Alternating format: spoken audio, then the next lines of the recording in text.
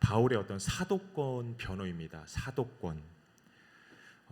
분명히 바울은 사도입니다. 사도란 예수님의 공생의 기간 예수님과 동고동락하며 예수님께 직접 말씀을 듣고 배운 아주 제한적이고 특별한 사람들을 의미합니다. 이를 달리 말하면 사도는 사람의 원함도 아닌 오직 하나님의 부르심에, 특별한 부르심에 따라 세워진 특별한 무리들이라는 거죠. 그렇게 특별한 사도로 부름받은 이들이 바로 예수님의 12제자들입니다. 12제자들. 물론 예수님의 이 12제자들은 예수님의 공생의 기간 동고동락할 때까지만 하더라도 사실은 하나님 나라에 대한 이해가 부족했습니다. 예수님의 사역에 대한 이해가 한참 부족했었습니다. 그러나 예수님께서 부활 승천하신 이후 약속된 성령의 강림 역사 이후에 이들은 진정한 사도로서 사명의 여정을 시작할 수 있었던 것이죠. 그런데 우리는 여기서 또 한 사람의 사도에 주목을 해야 하는데 그가 바로 바울입니다. 사도 바울. 사실은 놀랍게도 바울은 이 12 제자들처럼 예수님과 동고동락했던 적이 없는 그런 인물입니다. 예수님의 생전에 직접 예수님으로부터 말씀을 들은 적도 없는 겁니다. 없었습니다. 그럼에도 분명한 것은 바울은 엄밀히 사도였다라는 거죠. 그런데 이 바울이 사도일 수 있는 이유는 다름 아닌 다메섹 길 위에서의 사건 때문이었던 겁니다. 바울은 틀림없이 다메섹 길 위에서 부활하신 예수 그리스도를 만났습니다. 다메섹 길 위에서 바울이 꿈을 꾼 것도 아니고 그냥 어떤 허상을 본 것도 아닙니다. 바울은 분명히 부활하신 주 예수를 만났습니다. 그리고 부활의 주 예수님으로부터 복음을 들었습니다. 이것이 바로 바울이 사도인 이유입니다. 바울이 사도이기 위해서 다른 사도로부터 훈련을 받은 것도 아닙니다. 바울이 사도이기 위해서 어떤 다른 명문 가문의 교육을 받은 것도 아닙니다. 바울을 사도로 부르신 특별히 이방인을 위한 사도로 불러 강권적으로 세우신 이는 오직 예수 그리스도였다라는 거죠. 이러한 사실에 대해서 바울이 오늘 본문을 통하여서 장황하게 설명하고 있는 것을 보게 됩니다. 왜 바울이 예수 그리스도에 의해 세움받은 엄연한 사도라는 사실이 중요한가? 왜 교회와 사람들로부터 바울이 이 사도라는 이 사실을 공적으로 인정받아야 하는가? 왜이겠습니까? 한때 유대교를 심히 신봉하여 그 당대의 이단자로 여겨지던 그리스도인들과 그들의 무리인 교회를 핍박하던 사울을 사도 바울로서 부르신 그 주체가 다름 아닌 예수 그리스도이기 때문입니다. 여러분, 바울이 지금 강조하고자 하는 것은 오직 하나입니다. 그 자신이 전하고 있는 이 복음의 출처가 다름 아닌 예수 그리스도다. 이 한 가지 사실을 전하고 싶은 거죠. 이것입니다. 여러분, 사도로서의 바울의 가장 주된 사명은 말 그대로 복음을 전하는 겁니다. 이게 사도의 사명입니다. 그런데 사도로서 복음을 있는 그대로의 복음으로서 전하기 위해서는 이 복음의 원저자로부터 있는 그대로의 순전한 바른 복음을 받아야 한다는 거죠. 앞서 바울은 소위 말하는 그 다른 복음을 전하는 거짓 교사들에 대해서 심히 아주 원색적으로 경계한 바가 있습니다. 오늘날도 마찬가지입니다. 대놓고 거짓을 가르치고 신봉하는 이단들을 차치하고서라도 심지어 이 번듯한 교회 공동체 안에서도 사실은 아주 비복음적인 메시지들이 버젓이 전해지고 있는 것이 현실이라는 거죠. 여러분, 복음과 비복음이 뭔가 거대한 차이점을 가지고 있는 것이 아닙니다. 다 동일한 성경적 가치를 말하고 있는 것 같은데, 누가 들어도 건전하고 유익한 메시지 같은데 사실은 그 안에 가장 치명적인 다른 복음이 감추어져 있더라는 겁니다. 여러분, 우리가 반드시 진중하게 붙들고 씨름해야 하는 일생일대의 질문이 무엇이겠습니까? 어떻게 구원을 얻는가? 이것입니다. 복음의 핵심적 메시지 자체가 바로 이겁니다. 죄로 인해 무너진 우리 인생이 어떻게 구원을 얻는가? 이것이 복음이 던지는 질문이고, 그리고 복음이 바로 이것에 대한 분명한 해답을 우리에게 제시한다는 거죠. 우리가 어떻게 구원을 얻는가? 이것이 일생일대의 가장 중요한 문제입니다. 바울이 다메섹에서 거듭난 이후 남은 일생 동안을 죽도록 붙들고 씨름했던 것도 바로 이겁니다. 인간은 도대체 어떻게 구원을 얻는가? 어떻게 하나님의 자녀가 되는가? 어떻게 천국을 유업으로 얻게 되는가? 그 당대의 소위 말하는 다른 복음이 너무나도 비대해져서 일반화되어 버렸습니다. 소위 말하는 이 율법주의가 이스라엘 안에 깊이 뿌리 내려서 그것이 절대적인 진리인 양 가르쳐지고, 그것을 배우고 전통과 유전으로 줄기차게 이어져 갔다는 거죠. 어느 조직, 어느 공동체에나 오랜 시간을 거쳐서 굳어져 버린 관습이나 문화, 그 유전 등이 깨지는 것은 정말이지 여러분, 우리가 생각하는 것, 상상하는 것 이상으로 어려운 일입니다. 이스라엘은 이미 하나님의 말씀이 아닌 조상들의 어떤 율법 해석에 따른 그 관습과 판례가 어떤 성경의 권위를 대체할 정도로 절대적인 진리로 관주되어서 줄기차게 교육되어 오고 유전되어 오고 있었던 것이죠. 바울이 바로 이것에 대항하고 있더라는 겁니다. 외형적인 할례를 받아야 하나님의 백성이 될 수 있고, 율법 관습들을 말 그대로 조상들의 어떤 율법 해석들을 지켜야 구원을 얻을 수 있다라는 어떤 철저하게 이 비복음적인 것들이 절대적인 복음으로 간주되어서 사람들에 의해 숭배되고 있는 이 영적 부조리에 사도 바울은 참된 복음으로서, 참된 진리로서 대항하고 있었던 것입니다. 그 첫 번째 단계가 바로 사도권입니다. 사도권에 관한 문제입니다. 바울이야말로 정령 예수 그리스도에 의해 세움받은 사도라는 이 영적인 권위가 세워져야 그가 전하는 복음의 권위가 세워질 수 있는 문제였기 때문에 바울은 이 사도권 변화에 관한 문제에 있어서만큼은 아주 심각하게, 진중하게 사력을 다하여서 부딪히고 있더라는 거죠. 이 사도권 문제의 핵심은 누가 사도로 세웠느냐의 문제와 직결되기 때문에 바울은 다메섹에서 그가 경험한 것은 단지 부활의 주 예수를 만남으로 인한 어떤 죄인의 중생뿐만이 아니라 사명자로서의 부르심 또한 있었음을 계속적으로 바울은 사람들에게 설파하고 있었던 겁니다. 사랑하는 여러분, 바울을 중생하게 하시고 더 나아가 이방인을 위한 복음 전도자, 사도로 불러 세우신 이가 누구냐라는 것이죠. 바로 부활하신 예수 그리스도입니다. 혈통을 초월한 복음 전도 활동, 혈통과 문화와 관습과 그 역사를 초월한 복음 전도 활동의 근거, 그것은 사람이 아니라 바로 예수 그리스도였다라는 거죠. 이 초기 교회 시대의 이 바울의 등장은 사실은 상당한 논란과 논쟁을 낳았습니다.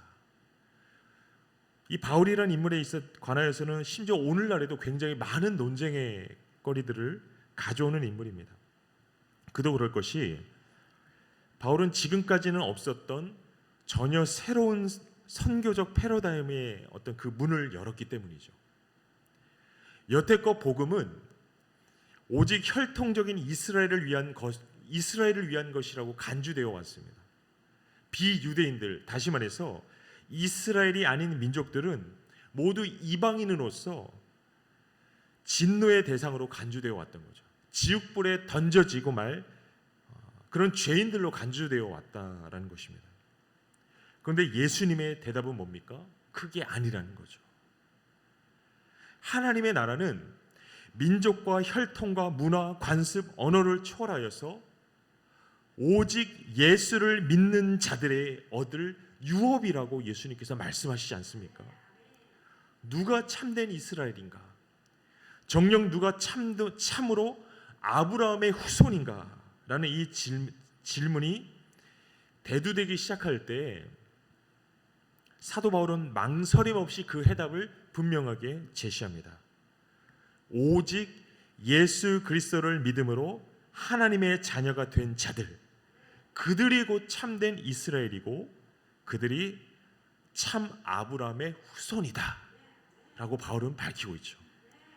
여러분, 오늘날 우리는 이게 당연한 사실로 받아들이고 있는데 이 바울이 활동하던 초기 교회 시대에 이러한 어떤 주장들은 정말 급진적인 것이고 쉽게 수용할 수 없는 그간의 어떤 신앙의 골격들을 산산히 무너뜨리는 아주 과감한 주장들이었기 때문에 적지 않은 논쟁들을 일으켰던 것입니다. 여러분, 정말로 천국은 바로 이러한 영적 이스라엘의 거처입니다. 이 사실을 사람들에게 전하도록 택함받은 자가 바로 사도로서의 바울이었던 것이죠. 지금까지는 없었던, 사람들이 쉽사리 생각지도 못했던 이 복음의 중대한 내용을 바울은 다메섹 길에서 부활의 주 예수님께 받았고 그가 받은 바 그 복음을 사람들에게 전하는 일에 그가 이후에 모든 남은 일생을 바쳤던 것입니다. 사실 이런 바울의 복음이 얼마나 핍박을 받아왔으며 사람들로부터 부정당해 왔는지 모릅니다.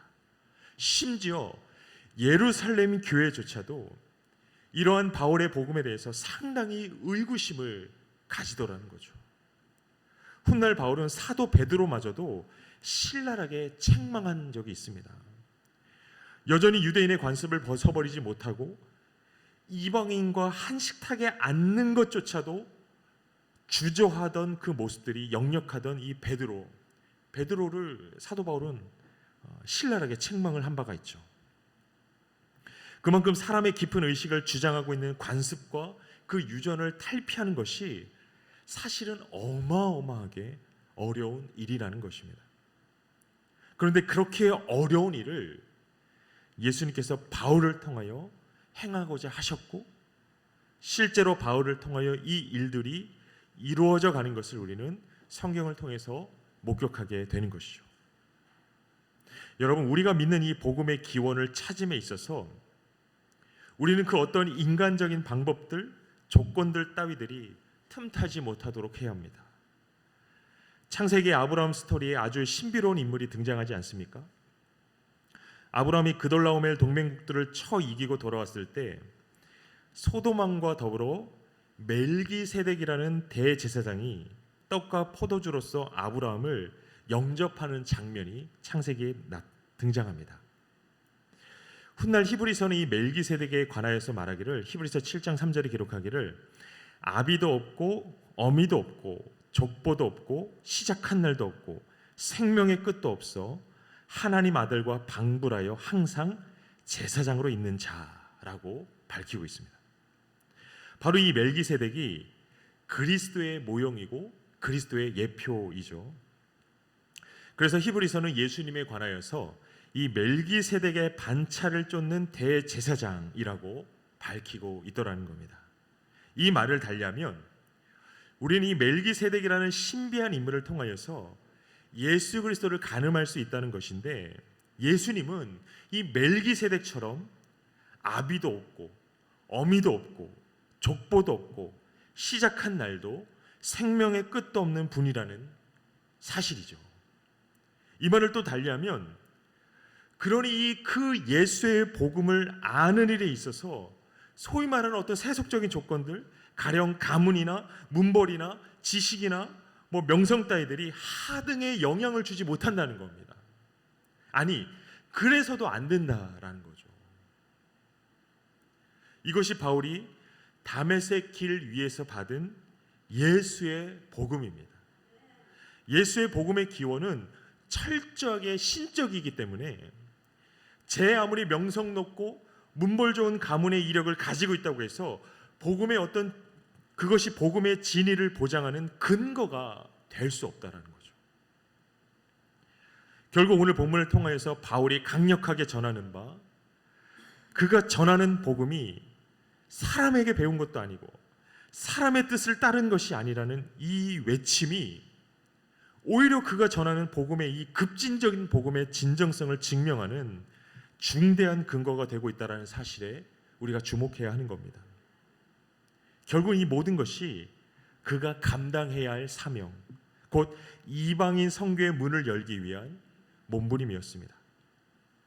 그가 감당해야 할 이방인 선교가 그 당대에는 너무나 급진적이고 새로운 것이었기 때문에 이 이방인을 위한 복음의 기원이 다름 아닌 예수 그리스도다 라는 이 사실은 반드시 증명되어야 하고 끊임없이 사람들에게 납득이 되어야 했던 문제였던 겁니다. 사랑하는 성도 여러분, 온전한 사명은 바른 복음에서 나온다는 사실을 우리가 기억하기를 원합니다.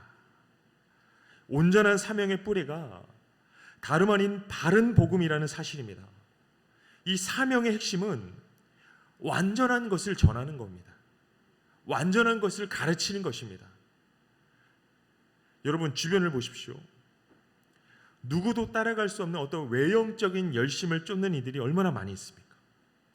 그런데 여러분, 그 모든 것들이 바른 복음에 기반하지 않는다면 말 그대로 아무것도 아니라는 거죠. 복음은 우리를 절대로 노예로 만들지 않습니다. 오히려 복음은 우리를 모든 영적 강박관념에서 자유한 자가 되게 한다는 거죠. 정령 진리의 성령 안에서의 자유자가 되게 합니다. 여러분, 성령 충만한 자유자가 어떤 사람입니까? 분명한 이유를 아는 사람입니다. 무슨 말씀이냐면, 내가 왜 오늘 분명 이 복음을 전하는 사명자로서 살아야 하는가? 왜 온전한 예배자로서의 삶을 살아내야 하는가? 그 분명한 이유를 아는 자가 자유자라는 겁니다. 그 이유를 알게 되면 이 복음 전도가 일이 아니라 삶이 됩니다. 그 이유를 알게 되면 예배가 굴레가 아니라 누림이 된다라는 사실이죠. 여러분, 우리의 신앙생활이 사람의 관습과 유전으로 얼룩질 때 그야말로 족쇄가 되고 말 것입니다. 무기력함과 무거운 멍해가 되고 만다라는 거죠. 오늘 이 바울의 철저한 변호를 통하여 우리가 깊이 생각해 보기를 소망합니다. 지금 내가 믿고 있는, 내가 확신하고 있는 이 복음의 기원은 어디인가? 이 복음의 가치를 따라 살아내고 있는 내 신앙생활의 기원이 어디냐라는 거죠. 오직 예수여야만 합니다. 우리의 믿음의 기원은 오직 예수이고 예수여야만 한다라는 거죠. 우리를 오늘 이 자리까지 끌어온 그 복음의 능력의 기원은 사람이 아니라 예수이고 예수여야만 합니다. 우리의 믿음을 일으킨 그 근원이 자그마치 예수님이라는 거죠. 죽으셨으나 다시 사신 승리의 예수, 삼위일체 하나님이신 예수. 엄청난 사실이죠.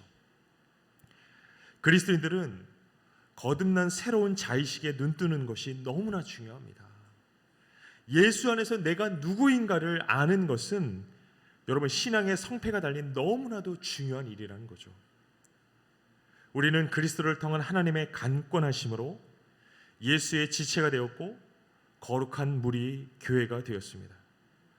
그렇게 우리를 불러 세우신 이가 여호와시니 우리를 완전케 하실 이도 여호와시라는 거죠.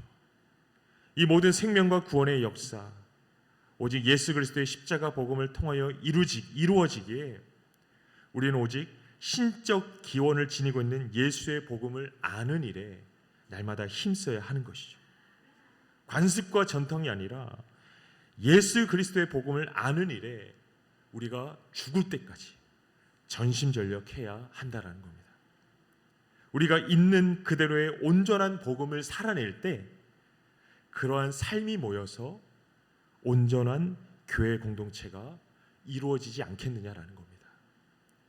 교회의 권위는 바로 이러한 온전함에서 오는 것이지 않겠느냐라는 것이죠. 교회의 권세가 바로 이 복음에 합당한 온전한 삶의 내용에서 오는 것 아니겠느냐라는 것입니다. 사랑하는 성도 여러분, 자기의 영광을 위함도 아니요 자기의 유익을 위함도 아니요 오직 복음 사명을 위하여 이방인 구원을 위하여 자신의 사도직이 철저하게 신적인 기원을 두고 있음을 간곡히 변화하고 있는 이 바울의 모습 속에서 마땅히 우리가 나아가야 할 신앙의 방향성들을 발견하게 되기를 간절히 소망합니다. 우리의 모든 신앙의 여정이, 아니 지금 이 자리에 앉아있는 그리스도의 지체된 우리의 존재 자체가 그 기원을 그리스도에게 두고 있다라는 분명한 사실을 깨달아서 예수로부터 우리에게 새롭게 주어진 영적인 정체성 안에서 하나님의 부르심을 따라 거룩한 사명자로서의 삶을, 사명 공동체로서의 삶을 온전히 살아내시기를 예수 그리스도의 이름으로 소망하며 축복합니다.